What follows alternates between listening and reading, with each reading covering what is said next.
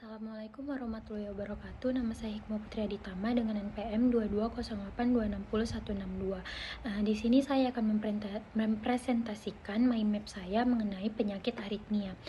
Aritmia sendiri didefinisikan sebagai perubahan dari mekanisme penjalaran impuls listrik jantung yang menyebabkan gangguan irama jantung. Ada dua jenis gangguan irama jantung. Yang pertama ada takikardia, di mana heart rate-nya itu lebih dari 100 kali per menit. Yang kedua ada bradikardia, di mana heart rate-nya kurang dari 60 kali per menit.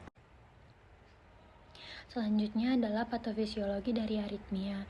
Aritmia terjadi dikarenakan tiga mekanisme utama, yaitu gangguan pembentukan impuls, gangguan hantaran impuls, ataupun kombinasi dari keduanya. Yang termasuk dari gangguan pembentukan impuls adalah abnormal automaticity, delayed after depolarization, dan trigger activity.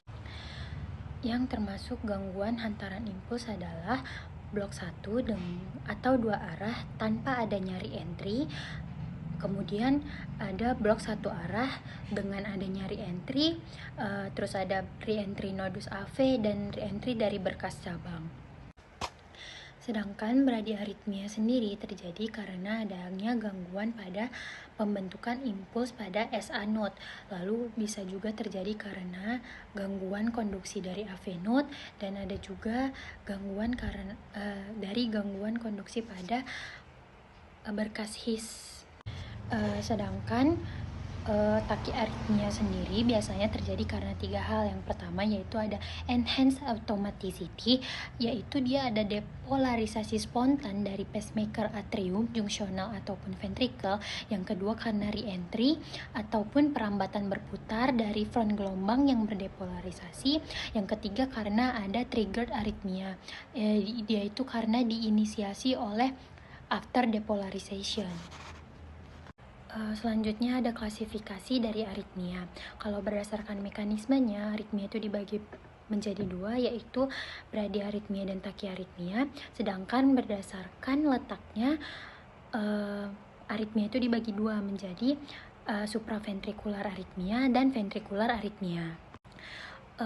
Yang pertama ada supraventrikular aritmia, yaitu seluruh bentuk takikardi yang munculnya dari berkas His. Supraventrikular aritmia ini menimbulkan gejala seperti palpitasi, kepalanya ringan, terus pusing, terus itu bisa menyebabkan kehilangan kesadaran, nyeri dada, dan nafasnya menjadi pendek. Dan supraventrikular aritmia ini gejalanya muncul secara tiba-tiba dan hilang dengan tiba-tiba juga. Lalu supraventrikular aritmia ini dibagi lagi menjadi ada yang pertama sinus takikardi. Sinus takikardi itu merupakan kalau irama sinusnya lebih dari 100 kali per menit. Lalu sinus takikardi ini ada dua jenis, ada yang fisiologis dan non fisiologis. Kalau yang fisiologis dia bisa terjadi dikarenakan orangnya itu stres ataupun gangguan kecemasan. Lalu ada juga penyakit seperti demam, tirotoksikosis, anemia, dan lain sebagainya. Lalu kalau yang non fisiologis itu dia dikarenakan gangguan pada sistem vagal, sistem simfatik, atau gangguan pada SA node-nya sendiri. Yang kedua ada atrial fibrilasi. Atrial fibrilasi ini dia itu merupakan keadaan di mana atrium dan ventrikel itu tidak lagi berdenyut secara bersamaan. Hal itu yang menyebabkan darah di atrium itu nggak terpompa menuju ventrikel sebagaimana seharusnya. Yang ketiga ada atrial flutter. Atrial flutter itu disebabkan karena adanya perlukaan pada jantung, misalkan karena pernah mengalami penyakit jantung ataupun mengalami prosedur operasi jantung. Atrial flutter itu menyebabkan atriumnya itu akan memompa lebih cepat dan akan memacu ventrikel untuk berdenyut cepat juga. Selanjutnya ada ventricle tachycardy. Ventricle tachycardy itu adalah ventricle extrasystole yang timbul selama lebih dari 4 kali berturut-turut. Kemudian ada ventricle fibrilasi. Ventricle fibrilasi itu merupakan keadaan di mana jantung itu tidak lagi berdenyut, melainkan hanya bergetar sehingga jantung itu nggak bisa memompa darah dengan efektif.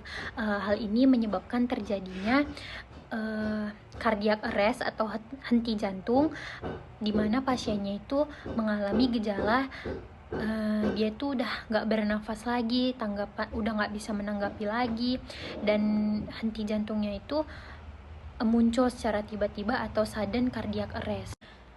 Kemudian ada bradikardi. Bradikardi ini adalah keadaan di mana denyut jantung seseorang itu berada di bawah normal, yaitu kurang dari 60 kali per menit. Bradikardi sendiri bisa jadi disebabkan karena gangguan pada nodus SA, gangguan sistem konduksi jantung, dan gangguan metabolik. Dia juga bisa disebabkan oleh karena kerusakan pada jantung ataupun penyakit jantung. Kemudian faktor risiko dari aritmia itu yang pertama adalah orang yang memiliki serangan jantung, orang yang memiliki penyakit kardiomiopati, orang yang memiliki penyakit gangguan katup jantung, terus itu ada juga orang yang memiliki penyakit penyakit jantung bawaan, terus orang yang memiliki tekanan darahnya yang tinggi, terus itu diabetes, lalu ada orang yang mengalami gangguan fungsi hormon, gangguan fungsi tiroid seperti hipotiroid ataupun hipertiroid, dan juga penggunaan obat-obatan seperti antidepresan dan anti-aritmia. Terus itu kehamilan juga bisa menjadi faktor resiko dari aritmia sendiri. Terus itu konsumsi alkohol yang berlebih, terus itu gagal jantung kongesti, dan aritmia juga bisa terjadi dikarenakan sepsis. Selanjutnya, untuk menegakkan diagnosa dari aritmia itu bisa dilakukan dari anamnesis. Bisa pasien datang dengan keluhan palpitasi ataupun berdebar-debar, terus itu lemas, terus itu nyeri dada, terus pusing, dan juga bisa juga pasien datang dengan sesak nafas, bahkan pasien bisa datang dengan keluhan penurunan kesadaran.